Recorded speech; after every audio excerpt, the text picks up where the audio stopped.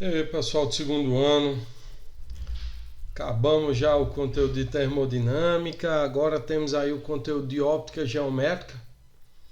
Hoje eu vou apresentar para vocês a introdução à óptica geométrica com os conceitos básicos da óptica.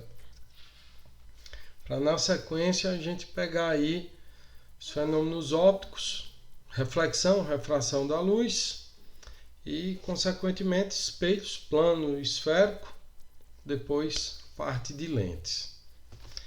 Vamos lá? Iniciar aqui o estudo da óptica geométrica, os conceitos básicos. A óptica geométrica estuda os fenômenos luminosos baseados em leis empíricas, que são experimentais. São explicados sem que haja necessidade de se conhecer a natureza física da luz. A óptica geométrica usa como ferramenta o estudo da geometria. Então nós vamos precisar daqueles conceitos de geometria que vocês já estudaram no nono ano, no oitavo ano, tá bom? Para fazer o formalismo matemático aqui do estudo dessa óptica geométrica. No caso, a óptica em si, ela é dividida em duas, a óptica física e a óptica geométrica. A óptica física, nós não estudamos ela aqui no ensino médio, ela se preocupa com a natureza da luz.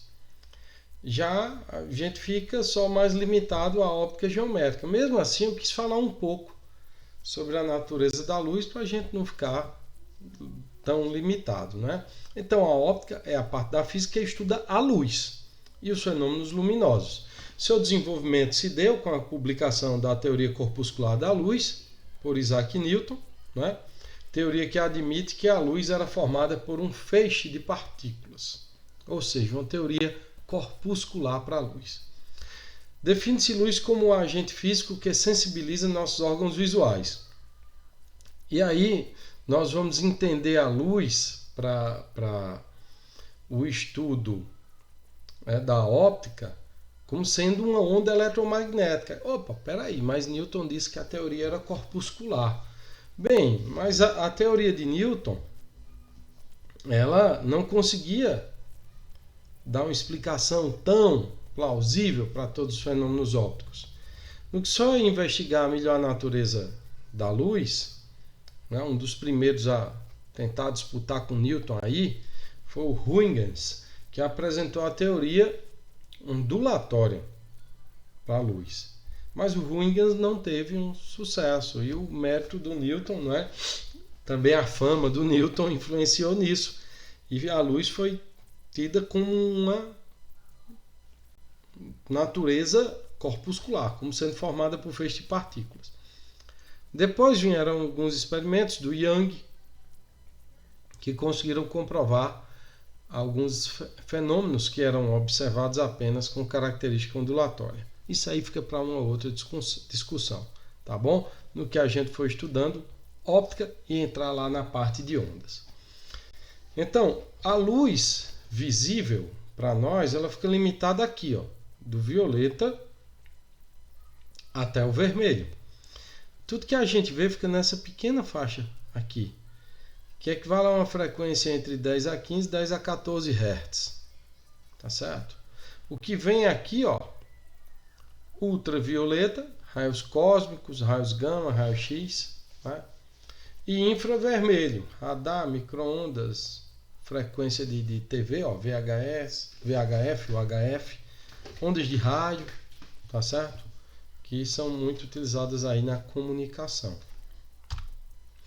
Vamos para os conceitos básicos da óptica geométrica, saindo dessa introdução da óptica.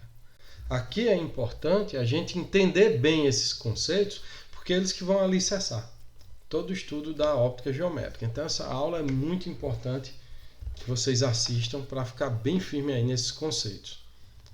O primeiro conceito que eu apresento é de raio de luz. São linhas que representam a direção e o sentido de propagação da luz. A ideia de raio de luz é puramente teórica e tem como objetivo facilitar o estudo, entender bem o que vem a ser.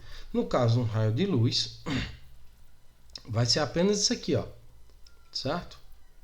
Aqui eu tenho um feixe de luz, Você vai ter aqui vários raios de luz concentrados. Tipo uma canetinha laser, você vê ali um pequeno círculo, né, quando aponta na parede, ali você tem um feixe de luz. Esses feixes luminosos, ou pincéis luminosos, eles podem ser classificados em convergentes, quando eles concentram-se em um único ponto, né, cilíndricos, e divergentes, quando eles se afastam. Opa, desculpa aí, estou gravando aula tarde aqui e terminou batendo sono, mas vamos prosseguir. Né? E os feixes de luz divergentes é quando eles se espalham a partir de um ponto. Vamos para as outras definições aqui que são bem importantes.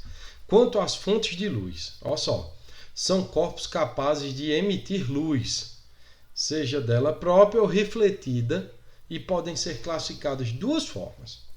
São as fontes de luz primárias e as fontes de luz secundárias.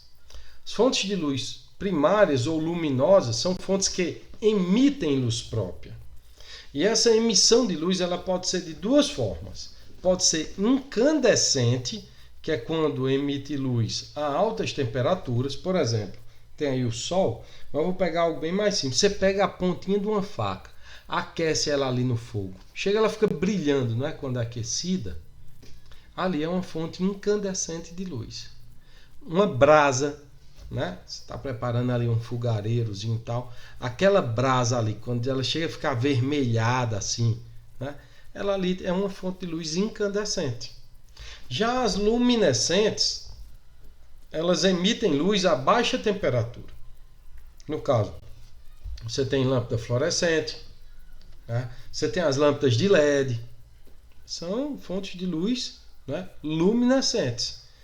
Elas podem ser também fosforescentes, no caso daqueles objetos em que você apaga a luz do ambiente e ele fica brilhando, né? As gurizinhas que gostam de enfeitar teto, parede, né, com aqueles objetos que brilham no escuro. Tem também muito brinquedo que vem dessa forma. Tá aqui um exemplo, né? A fonte de luz fluorescente, aqui a fonte de luz fosforescente, os ponteiros aqui do relógio, e a fonte de luz incandescente, aquelas luzinhas, né, que aquecia muito, pararam até de ser fabricada. Vamos aqui. No caso, quanto às fontes de luz secundárias, elas são as fontes que emitem apenas luz recebida de outros corpos. A lua, cadeira, roupa, nós. Nós refletimos a luz proveniente. No caso, eu tenho aqui uma lâmpada de LED, né? Uma fonte de luz incandescente. Incandescente não, fluorescente. Incandescente aqui é o calor, né? Fica bem quente, né?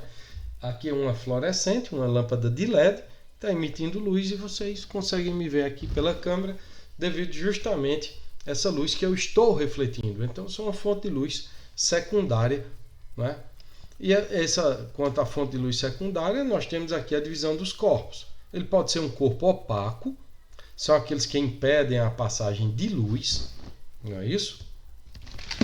Temos aqui o corpo translúcido, ó. Aqui eu tenho o protetor aqui do teclado, ó. Translúcido, ele permite a passagem parcial da luz, e tem aí os corpos transparentes que permitem a passagem, não é, de maior parte da luz que incide sobre ele, um vidro transparente. Outra definição importante, a velocidade da luz. Para medir a velocidade da luz não é simples. Um dos primeiros que tentou a medir foi o Galileu, mas não teve sucesso, né? O Galileu não tinha bons instrumentos de medida para verificar o valor dessa velocidade da luz. Essa velocidade da luz foi medida de uma forma bem interessante por Ole Romer, que era um astrônomo. Ele mediu a velocidade da luz de forma astronômica com base em um eclipse de uma lua de Júpiter, se eu não me engano, né? E ele conseguiu chegar a um valor próximo a esse aqui, ó, próximo, né? Essa aqui é uma medida atual, bem mais precisa, que nós temos que a velocidade da luz, ó, vamos representar a letra C. A velocidade da luz vai ser representada através da letra C, que tem um valor de 3 vezes 10 à quinta quilômetros por segundo, ou 3 vezes 10 à oitava metros por segundo. Tem uma unidade que é muito utilizada na astronomia, que é o ano-luz. O ano-luz ele é uma unidade de medida de distância. Às vezes o pessoal acha que é medida de tempo, mas não é.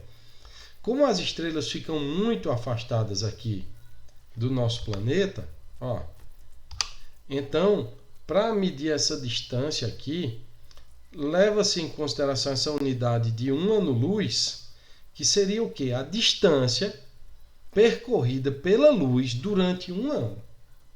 É o equivalente a 9,5 vezes 10 elevado a 13 quilômetros. É muito distante. É muito distante. Então, o ano-luz, unidade de medida de distância, muito utilizada na astronomia para definir a distância que uma estrela se encontra aqui do nosso planeta, por exemplo. Vamos para os fenômenos ópticos. Os fenômenos ópticos nós temos dois aqui que nós vamos se concentrar nele. É o fenômeno da reflexão e o da refração. Próxima aula a gente vai ver o da reflexão. Aí várias aulas depois é que a gente vai estudar a refração. Essa reflexão ela pode ser observada de duas formas. Pode ser uma reflexão da luz regular e uma reflexão difusa. Então o que é essa reflexão da luz?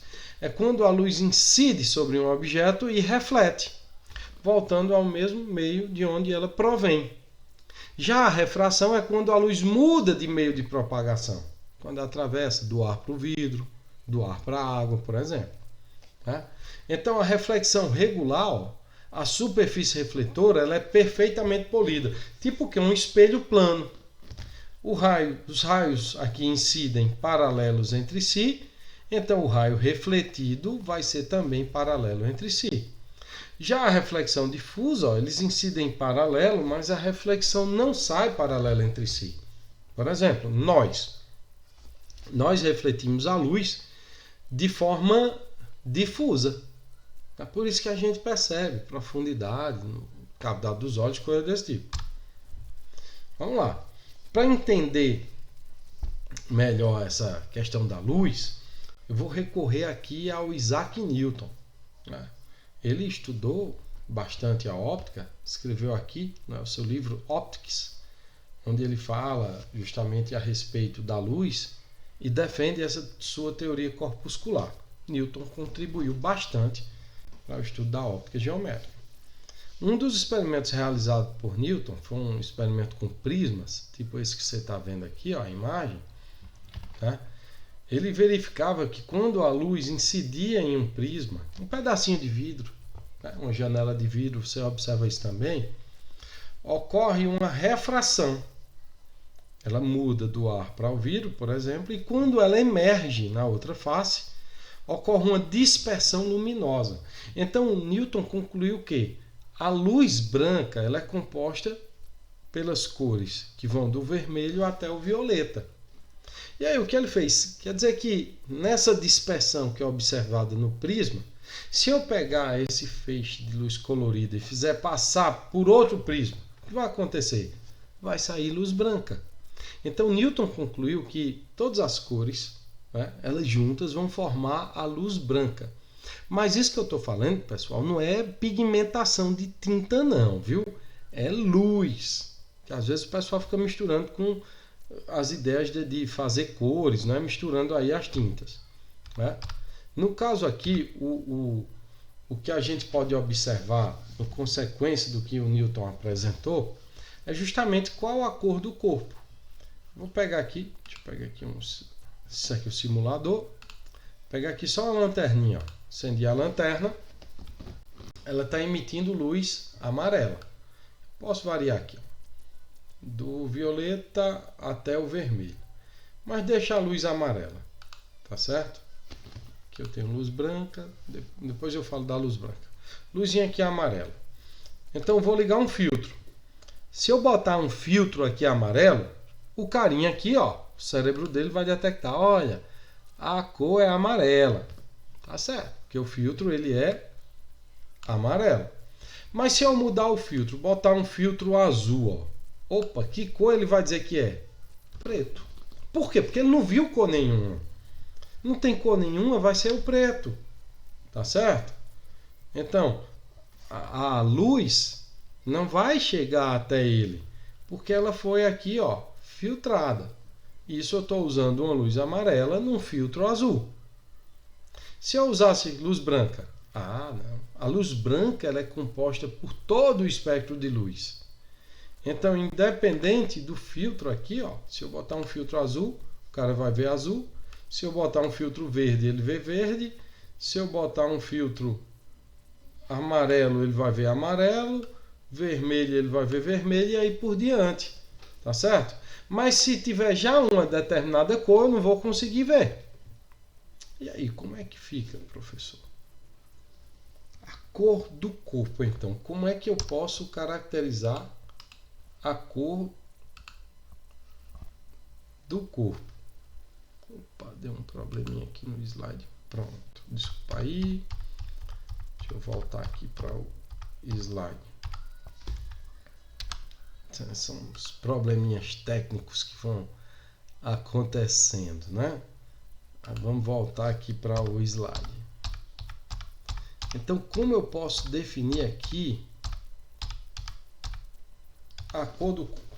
A cor de um corpo é a cor que ele reflete, né, devido ao espectro de luz que ele recebe. No caso aqui do meu lado, por exemplo, eu tenho aqui esse lápis. Okay. Tampinha dele aqui é vermelha. Ele está recebendo luz branca, então ele absorve todas as cores e vai refletir apenas o vermelho. No caso do bloco aqui, ó, o objeto aqui que é azul, né? Ele está recebendo todas as cores, absorve, mas ele reflete apenas o azul. Então o que define a cor de um corpo é a cor que ela vai refletir. Tá certo? Ah, professor, mas e se ele receber só cor amarela? Então você vai ver preto. É igual o filtro lá que eu coloquei. Por quê? Porque esse corpo é azul, ele só reflete o azul. Se ele receber amarelo, ele não vai refletir nada. Tá bom? Vamos seguindo. Agora vamos para os princípios da óptica geométrica, que são apenas 3. Princípio da óptica geométrica, nós temos aqui o princípio de propagação retilínea da luz, princípio da independência dos raios de luz e o princípio da reversibilidade dos raios de luz. Deixa eu achar um cantinho aqui para que eu fique bem discreto, sem atrapalhar o slide. Pronto. Fiquei menorzinho ainda ali. Então vamos lá. Para esse princípio de propagação retilínea da luz, o que ele diz? Que num meio homogêneo e transparente, a luz se propaga em linha reta. Então isso dá para a gente observar a formação de sombra de duas formas. Se você tem que uma fonte de luz ela é pontual, tá aqui, ó, só um pontinho de onde está partindo a luz. Então você tem o que? Raios divergentes, né? Vai se espalhar por tudo quanto é lugar. Então ela incide aqui, ó, no objeto e você vai ter a formação da sombra dele.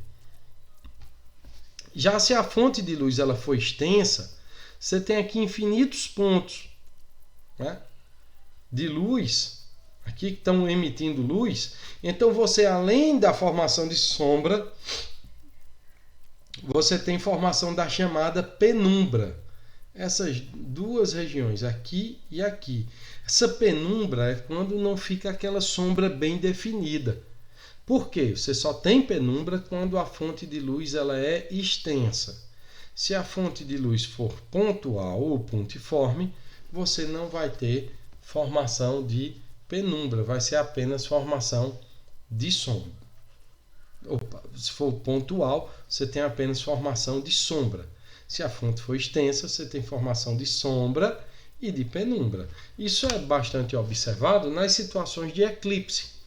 No caso de um eclipse aqui, solar. O eclipse solar ele ocorre quando a sombra da Lua atinge aqui o nosso planeta, fazendo que determinada região do planeta Terra ela fique completamente escura, né? No caso aqui, ó, você tem a Lua entre o Sol e a Terra, e aí você tem essa formação de sombra. Como o Sol é uma fonte extensa de luz, Você vai ter aqui a formação de sombra, ó, nessa regiãozinha aqui menor. Nessa região que vai ter só sombra, o eclipse vai ser chamado eclipse total. Vai ficar extremamente escuro. Onde você vai ter aqui a região de penumbra, que é mais clara, ó, tá vendo? Então, o eclipse vai ser chamado de parcial. Não fica com a mesma intensidade do que ocorre nessa região de sombra. Já o outro tipo de eclipse é o eclipse lunar. Esse eclipse lunar é quando a sombra da Terra encobre a Lua. Ó, tá aqui. E aí a Lua desaparece durante algum tempo. Vamos aqui para uma outra aplicação dessa propagação retilínea da luz, que é a câmara escura de orifício. A câmara escura de orifício é um objeto rudimentar, né? Um precursor aí da câmara fotográfica. O que acontece? É observado, essa câmara aqui, uma caixinha toda pintada de preto na parte interna, um preto fosco, para evitar a reflexão da luz. E no fundo tem um papel vegetal, ou seja, uma superfície translúcida, tipo essa aqui. Então é observada a formação da imagem desse objeto no fundo da câmera. E aí, com base nesse princípio de propagação retilínea da luz, você pode determinar uma relação matemática para obter o tamanho do objeto em relação ao tamanho da imagem e vice-versa. Então, o que é que você vai ter aqui? Ó? Um pouquinho de geometria, tá certo? Depois aí, a próxima aula eu vou pegar só a parte de cálculo. Hoje eu estou pegando mais a parte conceitual.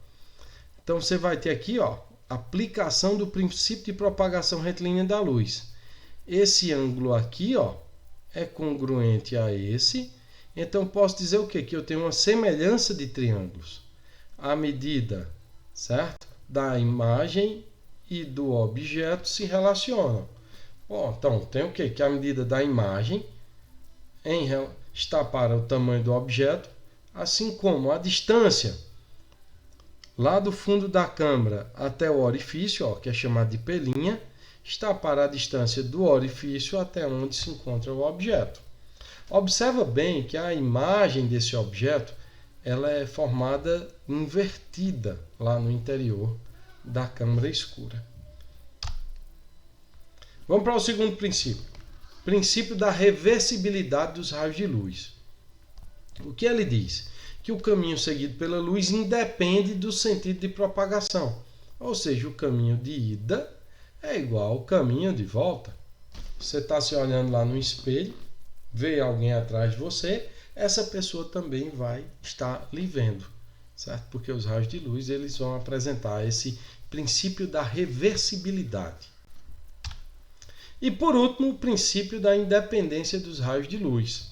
Esse princípio da independência, ele diz que um raio de luz ao cruzar com o outro não interfere na sua propagação. Cada um sai fazendo aí o seu caminho sem que um interfira no outro, como vocês podem observar aqui na imagem. Essa aula, pessoal, eu peguei para trabalhar apenas aí com a parte mais conceitual. Depois eu vou pegar uma aula para trabalhar a parte mais matemática, que tem apenas ali a questão de velocidade da luz, do princípio de propagação retilínea da luz, que a gente vai determinar a altura de prédio, coisa desse tipo. Tá bom? Então, por hoje, aula conceitual. Esses conceitos básicos. Bota ele bem firme na cabeça aí, que depois eu vou utilizá-los na parte do estudo matemático dessa óptica geométrica. Tchau a vocês.